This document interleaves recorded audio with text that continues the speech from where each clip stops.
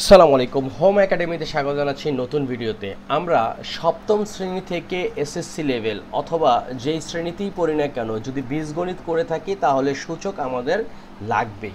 আজকে ছোট থেকে বড় মিলিয়ে জিলিয়ে 4-5টা সূচকের অঙ্ক করার চেষ্টা করব। হোপফুলি যার যার ক্লাস হতে এই ভিডিওগুলো তোমাদের কাজে লাগবে। তো আমাদের প্রথম অঙ্কটা হচ্ছে 3 to the power x equals to 81।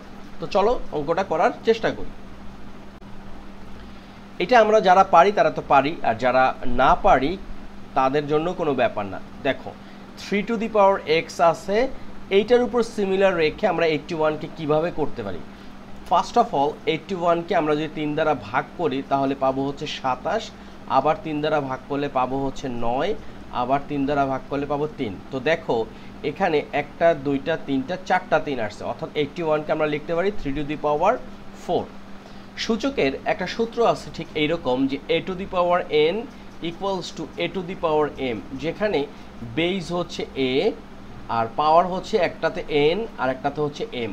যখন বেস ঠিক থাকবে সমীকরণের ক্ষেত্রে বা দুইটা পক্ষের ক্ষেত্রে যখন বেস সমান হবে, অর্থাৎ এখানে আমরা দেখতে পাচ্ছি a সমান, সুতরাং আমরা লিখতে পারবো n ইকুয়ালস টু m। এখানেও তাই আমরা দেখতে পাচ্ছি উভয় পক্ষতে যে বেস হচ্ছে 3, সুতরাং পাওয়ারগুলো সমান হবে, তার মানে আমরা লিখতে পারি x সমান হচ্ছে 4। আমাদের অঙ্কটা হয়ে গেল। পরেরটা দেখি।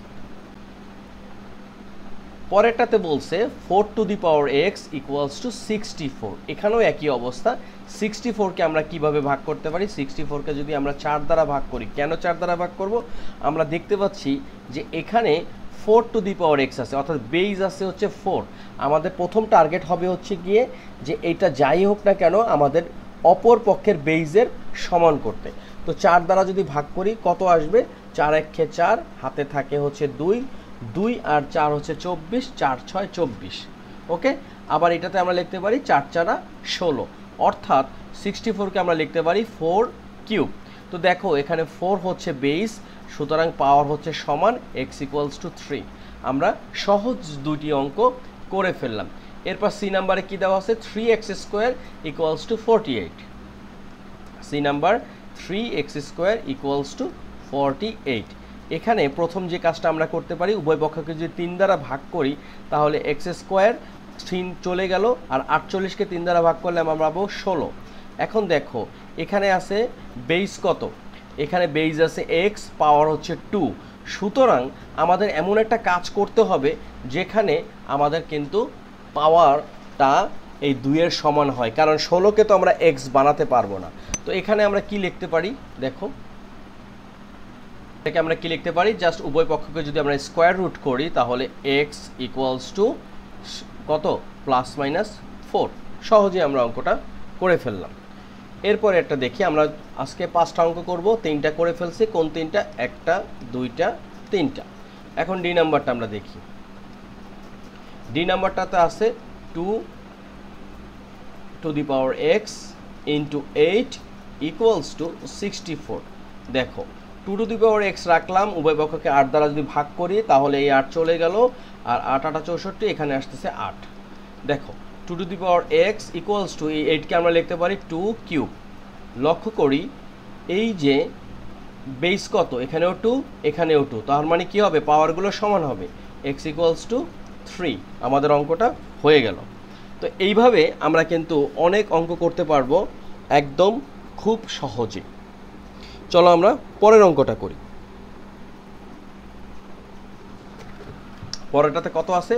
2 টু দি পাওয়ার 5। আমরা একটু উঠিয়ে ফেলি, এটা ABCD E 2 টু দি পাওয়ার 5, তারপরে কি ভাগ 8 equals to 2 to the power x।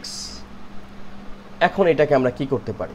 দেখো সহজ হিসাব, এখানে আছে 2 টু দি পাওয়ার 5, এখানে যেহেতু ভাগ আছে আমরা ভাগটাকে আপাতত রাখি, এই 8কে লিখতে পারি 2 টু দি পাওয়ার 3, আর এখানে হচ্ছে 2 টু দি পাওয়ার x।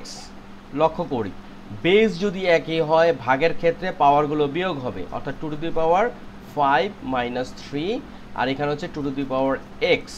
সুতরাং এটাকে আমরা লিখতে পারি 5 থেকে 3 বাদ দিলে হচ্ছে 2, 2 টু দি পাওয়ার 2, আর এদিকে হচ্ছে 2 to the power x। Base 2 আছে, এখানে 2, এখানেও 2, সুতরাং পাওয়ারগুলো সমান, আমরা লিখতে পারি 2 ইকুয়ালস টু এক্স।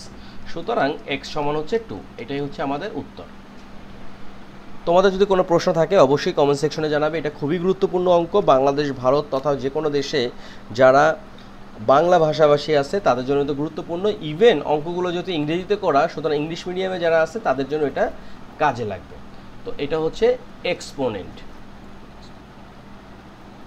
তো ভিডিওটা এখানেই শেষ করব। অনেক ধন্যবাদ এই পুরো ভিডিওটা দেখার জন্য। আল্লাহ হাফেজ।